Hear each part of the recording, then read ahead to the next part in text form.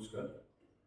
আজকে আমি কিছু কিকিং দেখাবো, যে কিকগুলো প্রচণ্ড পাওয়ারফুল এবং অ্যাপ্লাই করলে বাদে যে কোনো আপনার সামনের মানুষকে ইনজোর্ড করা যায়।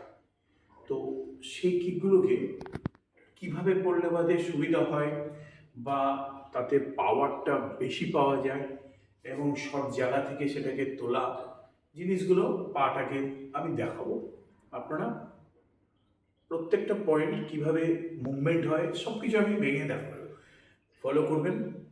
আর এক্সারসাইজ যেগুলো আমি দেখিয়েছি আগের ভিডিওতে, ওই এক্সারসাইজগুলো করে নিয়ে কিন্তু কিকিংয়ে আসবেন। কেউ কিন্তু ফার্স্টেই কিক প্র্যাকটিস করবেন, এটা করবেন না।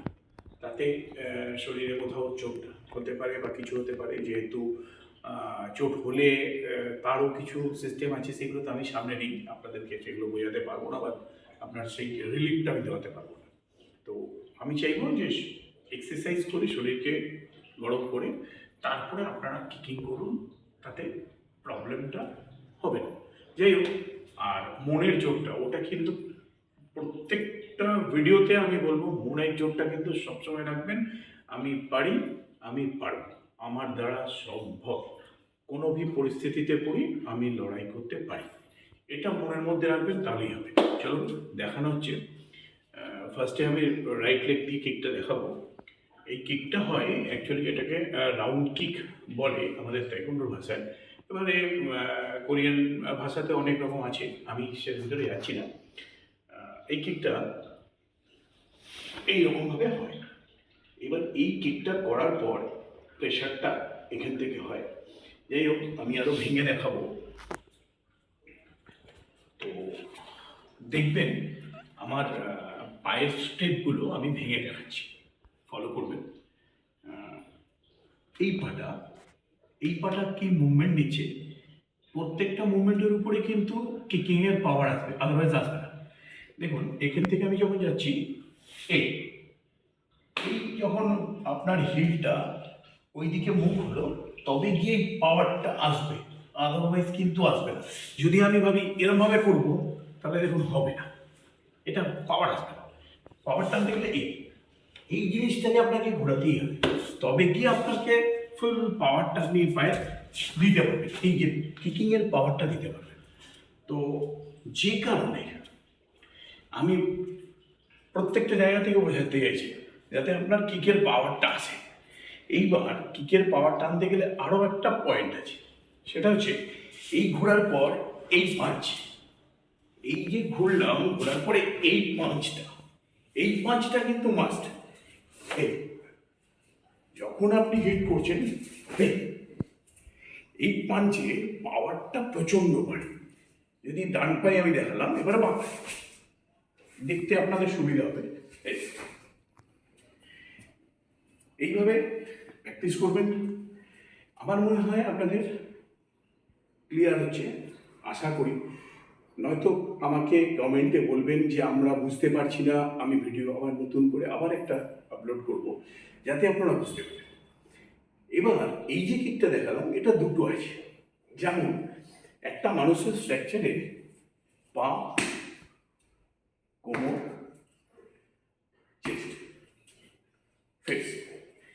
আমি যদি কাউকে অ্যাটাক করি, তো এই কিকটা যদি করি, তাহলে আমার lower portion, second portion middle, কোমরে হলো, থার্ড পোর্শন চেস্ট, উপরে হলো। তো এই জায়গাগুলোকে আপনি প্র্যাকটিস করতে হবে, যে আমি কি করছি, ফার্স্ট, সেকেন্ড, থার্ড। তো এই প্র্যাকটিসটা আপনাদেরকে করতে হবে।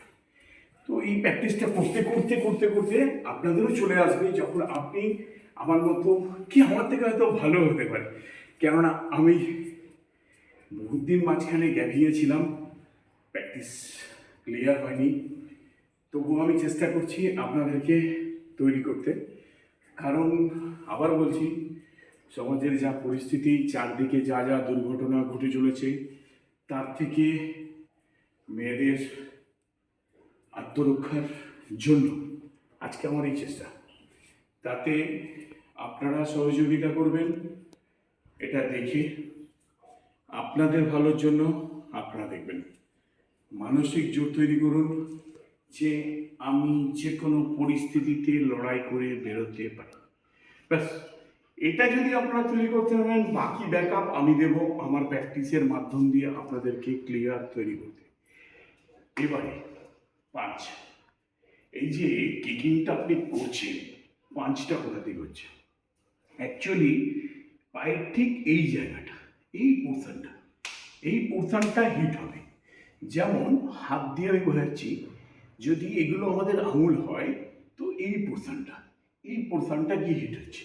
মানে যখন আমরা মারছি, এই আঙুলগুলো দেখুন কীভাবে ভাঁজ হয়েছে।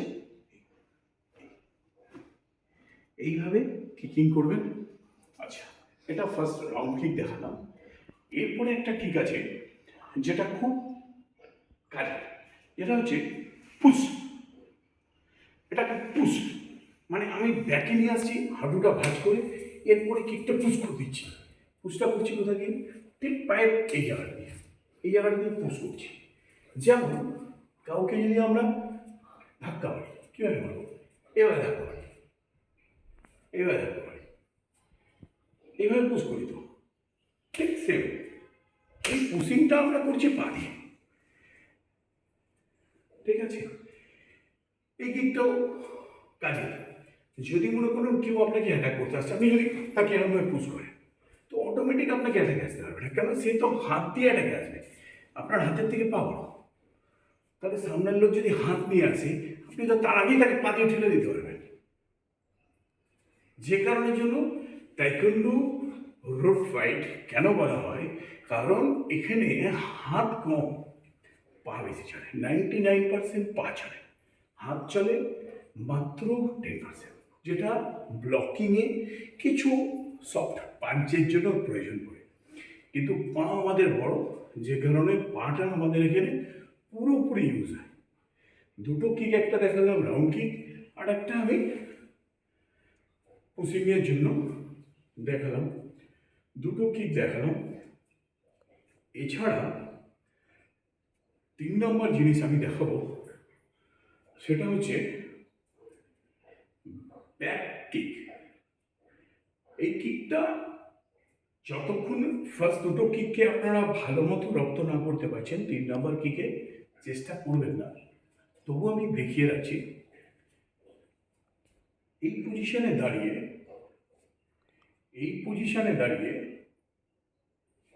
ঠিক এই ঘুরবেন। এই হিলটা অপোনেন্টের স্ট্রেট, ট্রিটমেন্ট পার্ট অফ ঠিক অপোনেন্টের স্ট্রেট। এখান থেকে আপনার লুক হবে ব্যাকে। এই পাটা হিল বসবে, এই পাটা ঠিক এই ক্লোজ থেকে গিয়ে হিট করবে। আশা করি বোঝাতে পারবো। আবার পুরোনো জায়গাতে ফেললাম, আছি আবার দেখুন পায়ের হিল, দুটো পায়ে ঘুরলো। লুক রাইট সাইডের চোখ দিয়ে আমি দেখছি ব্যাকে যে আমার অপোনেন্ট আছে। এখান থেকে আমি বডিকে ব্যাকে নিয়ে গেলাম, ঠিক লেফটের পাশ দিয়ে রাইটকে নিয়ে যাচ্ছি, পাকে নিয়ে গিয়ে হিট করছি। এই পজিশনটা হিট হচ্ছে। এই জিনিসটা প্র্যাকটিস করতে গেলে একটু সময় লাগবে। আমি একটু ফার্স্ট দেখাবার চেষ্টা করছি। দেখুন এই রয়েছি, এখান থেকে দাঁড়িয়ে আমি এই করলাম। এটা হচ্ছে কিকের অরিজিনাল। এই আছি, এখান থেকে দাঁড়িয়ে এই করলাম, এটা হচ্ছে অরিজিনাল। এই কিকটা করলে অপোনেন্টের মারাত্মকভাবে চোট হবে, ঠিক এই জায়গায়। এই পজিশনে যখন হিট হবে, এই দুটো হাড়ের মাঝখানটা আমাদের প্রচণ্ড নরম। যে জায়গাটায় দেখলে বুঝতে পারবেন, আপনারা কোনো সময় চেক করে, ঠিক এইরকম জায়গায় একটা ছোট্ট হাড় আছে। যদি কোনোভাবে আপনার হেলথ এখানে হিট হয়ে যায়, তার ক্ষমতা নেই দাঁড়িয়ে থাকার, সঙ্গে সঙ্গে শুয়ে যাবে। তো পয়েন্টগুলো আমি দেখাবো। তো এই কিকটা, দুটো কিক যে প্রথমে দেখেছি, ওই দুটো কিককে ফলো করলে, প্র্যাকটিস করলে তারপরে এই 3 নম্বর কিকটাতে যাবেন, যেটাকে ব্যাক হুক বলা হয়। ব্যাক হুকটা প্র্যাকটিস করবেন দুটো কিককে যখন আপনি একদম সুন্দর করতে পারছেন, তখন চেষ্টা করবেন এই 3 নম্বর কিকে যাওয়ার। এরপরে আমি আরও কিছু এর পরের ভিডিওতে নিয়ে আসবো। আমার ভিডিওগুলো কেমন লাগছে একটু দয়া করে জানাবেন। যদি আপনাদের কোথাও বুঝতে অসুবিধা হচ্ছে, কোনো জায়গায় কোনো রকম অসুবিধা হয়, আমার ফোন নাম্বার তো দেওয়া আছে, তবুও আপনারা কমেন্ট করবেন, জানাবেন। আমি চেষ্টা করব 100% আপনাদের সহজ সরলভাবে বোঝানো, যাতে আপনারা খুব সুন্দরভাবে জিনিসটাকে রপ্ত করতে পারেন। আপনারা যদি ভালো রপ্ত করেন, আমার মানসিকভাবে ভালো লাগবে যে আমি কিছু করতে পেরেছি, বা আমার যেটা চিন্তা বা আমার যেটা ইচ্ছা সেটা আমি করতে পেরেছি। আমি চাই আমার প্রত্যেকটি দেশের মা, মেয়ে, বোন, দিদি সুস্থ থাকুক, ভালো থাকুক। তারা যেন কোনো রকম বিপদের পরিস্থিতিতে না পড়ুক। আর যদি কোনো বিপদ পরিস্থিতিতে পড়ে, আমি যেন তাদের পাশে তাইকোন্ডোকে সঙ্গে নিয়ে থাকি। তারা লড়াই করে সেই রাস্তা থেকে বেরিয়ে আসতে পারে, সেই বিপদ থেকে বেরিয়ে আসতে পারে। মানসিক সবসময় স্ট্রং রাখবেন নিজেকে, লড়াই ময়দানে থাকবেন যে আমিও পারি কোনো পরিস্থিতিতে নিজেকে বাঁচিয়ে বেরোতে এবং কাউকে প্রয়োজন হলে বাঁচিয়ে নিয়ে আসতে। নমস্কার, ভালো থাকবেন।